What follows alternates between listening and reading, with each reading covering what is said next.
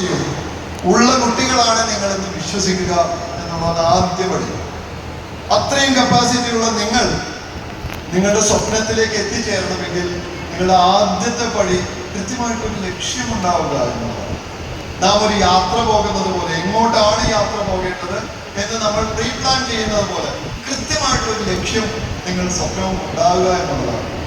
നമ്മൾ ഒരു ലക്ഷ്യം തീരുമാനിച്ചു കഴിഞ്ഞാൽ 2 ദിവസത്തെ ഒരു ട്രിപ്പിന് നമ്മൾ പോകുമ്പോൾ നാം പ്രിപ്പയർ ചെയ്യുന്നത് പോലെ, രാവിലെ എഴുന്നേൽക്കുന്നത് പോലെ, പെട്ടി പാക്ക് ചെയ്യുന്നത് പോലെ, അതിൽ സാധനങ്ങൾ എടുത്തു വയ്ക്കുന്നത് പോലെ, മെഡിസിൻ എടുത്തു വയ്ക്കുന്നത് പോലെ, നമുക്ക് മോഷൻ സിക്നസ് ഉള്ള ആളുകളാണെങ്കിൽ ഒരു ടാബ്ലറ്റ് കഴിക്കുന്നത് പോലെ തന്നെ നമ്മുടെ യാത്രയ്ക്കുള്ള എല്ലാ കാര്യങ്ങളും നമ്മൾ മുൻകൂട്ടി പ്ലാൻ ചെയ്യുന്നത് പോലെ തന്നെ നമ്മുടെ ജീവിതത്തിലെ, നമ്മുടെ ലക്ഷ്യത്തിലേക്കുള്ള യാത്രയ്ക്കും നിങ്ങൾ മുൻകൂട്ടി കുറെ കാര്യങ്ങൾ പ്ലാൻ ചെയ്യേണ്ടതുണ്ട്.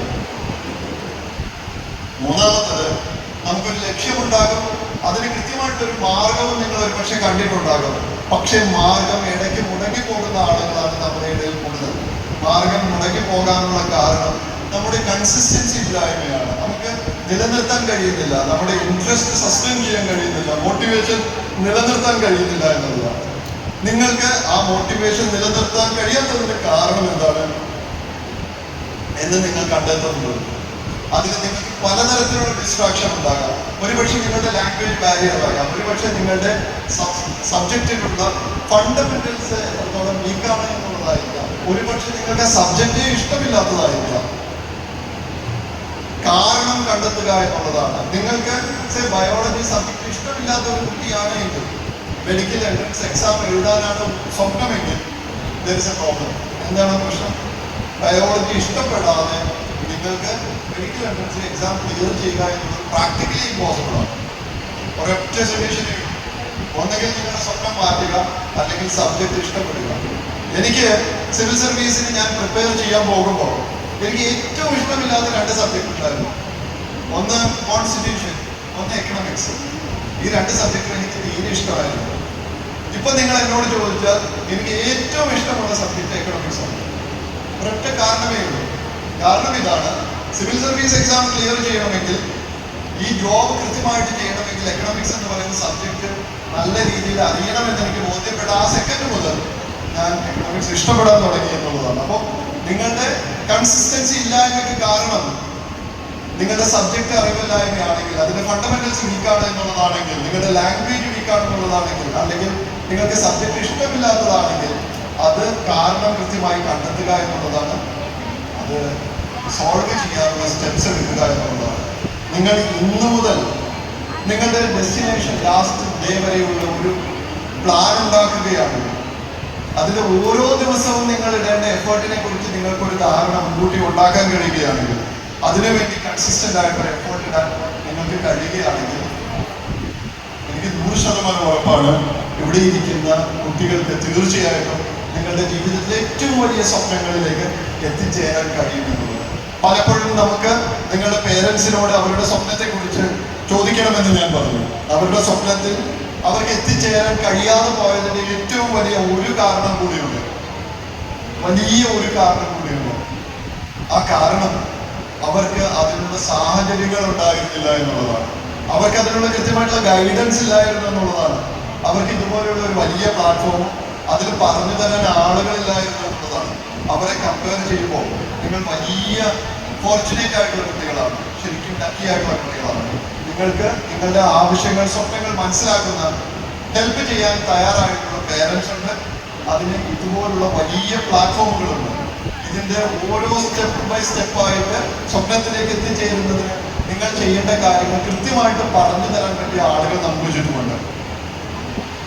അവർ പറയുന്ന പാഠങ്ങൾ കൃത്യമായിട്ട് മനസ്സിലാക്കുകയും ആ സ്വപ്നത്തിൽ എത്തിച്ചേരാൻ നിങ്ങൾ ശ്രമിക്കുകയും ചെയ്താൽ തീർച്ചയായിട്ടും നിങ്ങളുടെ ജീവിതത്തിലെ ഏറ്റവും വലിയ സ്വപ്നം ഏത് തന്നെയാണെങ്കിലും അവിടെ നിങ്ങൾക്ക് എത്തിച്ചേരാൻ പറ്റും എന്നുള്ള കാര്യത്തിൽ ഒരു സംശയമില്ല.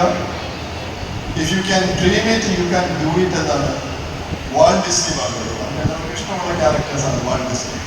If you can dream it definitely you can do it. നിങ്ങൾക്ക് സ്വപ്നം കാണാൻ കഴിയുകയാണെങ്കിൽ തീർച്ചയായിട്ടും നിങ്ങൾക്ക് അത് എത്തിപ്പിടിക്കാൻ കഴിയും. നിങ്ങൾക്ക് വലിയ വലിയ സ്വപ്നങ്ങൾ ഉണ്ടാകട്ടെ.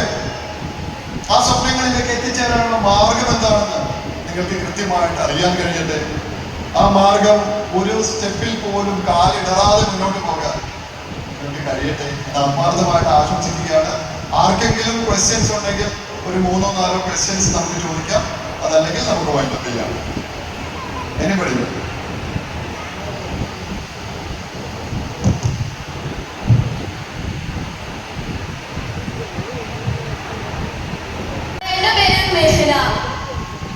ഞാനിവിടെ ടോപ്പ് ഇന്ത്യയുടെ സ്കൂളിൽ പഠിക്കണേ. സാർ, എന്റെ ക്വസ്റ്റ്യൻ എന്താണെന്ന് വെച്ചാൽ IAS ഓഫീസർ എന്ന് പറയുമ്പോൾ ഭയങ്കര headache schedule, responsibilities, stress, work pressure, ഇതൊക്കെയാണ് പൊതുവെയുള്ള ഒരു കോൺസെപ്റ്റ്. അപ്പൊ സാർ എങ്ങനെയാണ് ഇതൊക്കെ ഡേ ടു ലൈഫിൽ മാനേജ് ചെയ്ത് കൊണ്ടുപോകുന്നത്? മാത്രമല്ല, നമ്മളൊരു നീറ്റ് ആസ്പിറൻസ് ഉണ്ട്, ഞങ്ങളുടെ കൂട്ടത്തിൽ JEE ആസ്പിറൻസ് ഉണ്ട്. അപ്പൊ അവർക്ക് ഞങ്ങൾക്കൊന്നും ഇതൊന്നും ഇങ്ങനെ മാനേജ് ചെയ്യാൻ ഭയങ്കര ബുദ്ധിമുട്ടാണ്. അപ്പോ ഞങ്ങൾക്കൊരു സാറൊരു എക്സ്പീരിയൻസ് ഷെയർ ചെയ്യാൻ പറ്റും? വളരെ നല്ലൊരു ക്വസ്റ്റ്യൻ ആണ് ഇത്. IAS ഓഫീസർ എന്നുള്ളത് ഇറലവൻ്റ് ഒരു പോയിന്റാണ്. ഇത് ഒരു നീറ്റിന് പ്രിപ്പയർ ചെയ്യുന്ന കുട്ടിയാണെങ്കിലും ഒരു ടാക്സി ഡ്രൈവർ ആണെങ്കിലും പല പ്രൊഫഷനിലുള്ള ഏതൊരു മനുഷ്യരാണെങ്കിലും അവർക്ക് എല്ലാവർക്കും ഇതുപോലുള്ള സ്ട്രെസ്സുകൾ ജീവിതത്തിലുണ്ട്, അല്ലെ? ഇനി വേറെ ഒന്നും വേണ്ട, നിങ്ങളുടെ വീട്ടിലിരിക്കുന്ന അമ്മമാർ, മറ്റൊരു ജോലിക്ക് പോകാത്ത അമ്മമാരോട് ചോദിച്ചോ, അവർക്ക് നിങ്ങളെക്കാൾ കൂടുതൽ സ്ട്രെസ് ഉണ്ടാകും, വർക്ക് പ്രഷർ ഉണ്ടാകും, ശരിയല്ലേ? രാവിലെ എഴുന്നേൽക്കണം, നിങ്ങളുടെ കുട്ടികൾക്കുള്ള എല്ലാ കാര്യങ്ങളും തയ്യാറാക്കണം, ഒരു 100 കൂട്ടം പ്രശ്നങ്ങളാണ്. ഈ പ്രശ്നങ്ങൾ എല്ലാവർക്കും ഉള്ളതാണ്. സൊല്യൂഷൻ എന്താണ്? സൊല്യൂഷൻ വളരെ ലോജിക്കലായിട്ടും സിസ്റ്റമാറ്റിക് ആയിട്ടും ചിന്തിക്കുക എന്നുള്ളതാണ്. ഞാനൊരു ഉദാഹരണം പറയാം. കഴിഞ്ഞ ദിവസം നിങ്ങൾ പത്രത്തിൽ വായിച്ചിട്ടുണ്ടാകും, കോവിഡ് കഴിഞ്ഞിട്ട് വേറെ ഒരു വലിയ പ്രശ്നം, ഒരു വൈറസ് ഇറങ്ങിയിട്ടുണ്ട്, വലിയ പ്രശ്നം വരാൻ തുടങ്ങുകയാണ് എന്നൊരു പത്രത്തിൽ വായിച്ചിട്ടുണ്ടാകും. ഇതിൽ ടെൻഷൻ അടിച്ച എത്ര പേരുണ്ടാവും? ഒന്ന് കൈവക്കാമോ? ഇതാ നോക്കൂ, ഇതിലും ടെൻഷൻ അടിച്ച കുറെ ആൾക്കാരുണ്ട്. എന്തിനാണ് ടെൻഷൻ അടിക്കുന്നത്? നിങ്ങൾ ടെൻഷൻ അടിച്ചത് കൊണ്ട് എന്തെങ്കിലും മാറ്റം ഉണ്ടാകാൻ പോകുന്നുണ്ടോ? ഇല്ല, അല്ലെ? നമുക്ക് ടെൻഷൻ അടിച്ചത് കൊണ്ട് യാതൊരു മാറ്റവും വരാത്ത കുറേ അധികം ഫാക്ടേഴ്സ് ഉണ്ട്. നമുക്കൊരു എക്സ്റ്റേണൽ ഫാക്ടേഴ്സ് എന്ന് പറയാം. ഈ ഫാക്ടേഴ്സ് ഏതാണ് എന്നുള്ളത് കൃത്യമായിട്ട് തിരിച്ചറിയുക എന്നുള്ളതാണ് ഒന്നാമത്തെ പാഠം. മനസ്സിലാവുന്നുണ്ടോ? ഞാൻ ടെൻഷൻ അടിച്ചത് കൊണ്ട് ഒരു മാറ്റവും വരാത്ത കുറെ അധികം കാര്യങ്ങൾ ഉണ്ടാകും. ആ കാര്യങ്ങൾ തിരിച്ചറിയുക, അതിനെക്കുറിച്ച് ഒരു കാരണവശാലും ഞാൻ ടെൻഷൻ അടിക്കില്ല എന്ന് തീരുമാനിക്കുക. നമ്മുടെ മൊത്തം ടെൻഷൻ അടിക്കുന്ന 10 ടെൻഷൻ ആണെങ്കിൽ അതിലൊരു 3 ആ കെയർ ഓഫിൽ മാറി കിട്ടും. പിന്നെ ബാക്കിയുള്ള കാര്യങ്ങൾ വീണ്ടും ഡിവൈഡ് ചെയ്യുക. എങ്ങനെയാണ് ഡിവൈഡ് ചെയ്യുക? 1, 2 വർഷം കഴിഞ്ഞിട്ട് നടക്കാൻ പോകുന്ന നീറ്റ് എക്സാമിനെ കുറിച്ച് ഞാൻ ഇന്ന് ടെൻഷൻ അടിക്കണോ? അത് 2 വർഷം കഴിഞ്ഞിട്ട് അടിച്ചാൽ പോലെ, അല്ലെ? ഇന്ന് ഞാൻ ടെൻഷൻ അടിക്കേണ്ട കുറച്ച് കാര്യങ്ങളുണ്ട്. എന്താണ് ഇന്ന് ഞാൻ ടെൻഷൻ അടിക്കേണ്ട കാര്യം? ഇന്ന് രാവിലെ ഞാൻ എത്ര മണിക്ക് എഴുന്നേൽക്കണം? ഞാൻ എത്ര മണിക്കൂർ പഠിക്കണം? എന്റെ ലക്ഷ്യം 2 വർഷം കഴിഞ്ഞിട്ട് 900 ഡേയ്സ് കഴിയുമ്പോൾ ഈ ലക്ഷ്യത്തിൽ എത്തുക എന്നുള്ളതാണ്. ഞാൻ എൻ്റെ 900 ദിവസങ്ങൾ ഡിവൈഡ് ചെയ്ത് വെച്ചിരിക്കുകയാണ്. ഇത്ര ദിവസം ഇത്ര മണിക്കൂർ ഇന്ന സബ്ജക്റ്റ് ഞാൻ പഠിച്ചിരിക്കും. ഇതാണ് എൻ്റെ ലക്ഷ്യം, അല്ലെ? ആ ദിവസത്തെ ഇന്നത്തെ എൻ്റെ എഫോർട്ട് ഞാൻ അതിന് ഇട്ടിട്ടുണ്ടോ ഇല്ലയോ എന്നുള്ള കാര്യത്തിൽ മാത്രം നിങ്ങൾ ടെൻഷൻ അടിക്കുകയാണെങ്കിൽ 2 കാര്യങ്ങൾ സംഭവിക്കും. 1, എൻ്റെ കയ്യിലില്ലാത്ത കാര്യങ്ങളെ കുറിച്ച് ഞാൻ ടെൻഷൻ അടിക്കത്തില്ല. 2, നാളെ മറ്റന്നാൾ 2 കൊല്ലം കഴിഞ്ഞിട്ട് വരുന്ന കാര്യത്തെ കുറിച്ച് ടെൻഷൻ അടിക്കില്ല. 50% ടെൻഷൻ അതിൽ തന്നെ ഒഴിവാകും. 3ാമത്തെ കാര്യം, ഞാൻ ഇന്നത്തെ കാര്യത്തെ കുറിച്ച് ടെൻഷൻ അടിക്കുമ്പോൾ അത് വലിയ റിസൾട്ടിലേക്ക് നിങ്ങളെ കൺവേർട്ട് ചെയ്യുകയും ചെയ്യും. ഞാനൊരു ചെറിയ ഉദാഹരണം കൂടി പറയാം. നമുക്ക് എക്സാമിന്റെ തലേ ദിവസം കിടക്കുമ്പോൾ നമുക്കറിയാം ഇനി ഞാൻ എത്ര പഠിക്കാനുണ്ട്, എത്ര ചാപ്റ്റേഴ്സ് ഉണ്ട്, എത്ര പേജസ് പഠിക്കാനുണ്ടെന്ന് നമുക്ക് കൃത്യമായിട്ട് അറിയാം. നമുക്ക് കിടക്കുമ്പോൾ നമുക്കൊരു പ്ലാൻ ഉണ്ടാകും. എന്താണ് പ്ലാൻ? ഞാൻ വെളുപ്പിന് ഇത്ര മണിക്ക് എഴുന്നേക്കും, 5 മണി മുതൽ 6 മണി വരെ 1 മണിക്കൂർ കൂടി പഠിക്കും. അത് ഒരുപക്ഷെ റിവിഷൻ ആയിരിക്കാം, ഒരുപക്ഷെ പുതിയ ചാപ്റ്റേഴ്സ് ആയിരിക്കാം, വാട്ടെവർ ഇറ്റ് ഈസ്, അല്ലെ? ഇങ്ങനൊരു പ്ലാൻ ഉണ്ടാവില്ലേ? കറക്റ്റ് അല്ലേ? ഇനി നിങ്ങൾ കിടന്നു നോക്കുമ്പോൾ ഒരു നല്ല പങ്ക ആളുകൾ കൃത്യം 5 മണിക്ക്, ചിലപ്പോൾ 4:30, ചിലപ്പോൾ 4 മണിക്ക് ഓട്ടോമാറ്റിക്കായിട്ട് എഴുന്നേക്കുന്നത് കാണാം, അല്ലെ? എന്തുകൊണ്ടാണ്? നമുക്ക് കൃത്യമായിട്ടൊരു പ്ലാൻ അന്നത്തേക്കുണ്ട്. പക്ഷേ ഈ ഒരു ദിവസത്തെ പ്ലാൻ 1 വർഷത്തേക്ക് എക്സ്റ്റെൻഡ് ചെയ്യാൻ പറ്റില്ല. നിങ്ങൾ മറ്റൊരാൾക്കും മീറ്റ് ചെയ്യാൻ കഴിയില്ല. നിങ്ങൾ ചോദിച്ചതിന്റെ ഉത്തരം ഇതാണ്.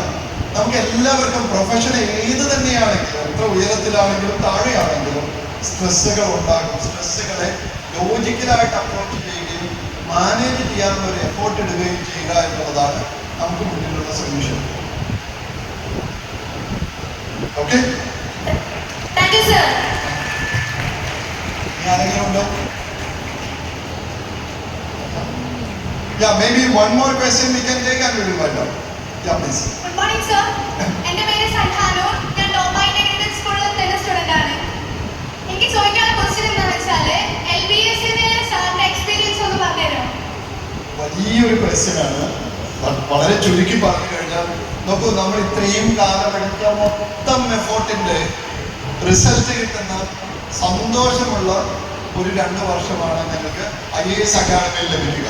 നിങ്ങൾ ജീവിതത്തിൽ സ്വപ്നം കണ്ട എല്ലാ കാര്യങ്ങളും നിങ്ങളുടെ കയ്യിൽ കിട്ടിയ ഒരു 2 വർഷമാണ്.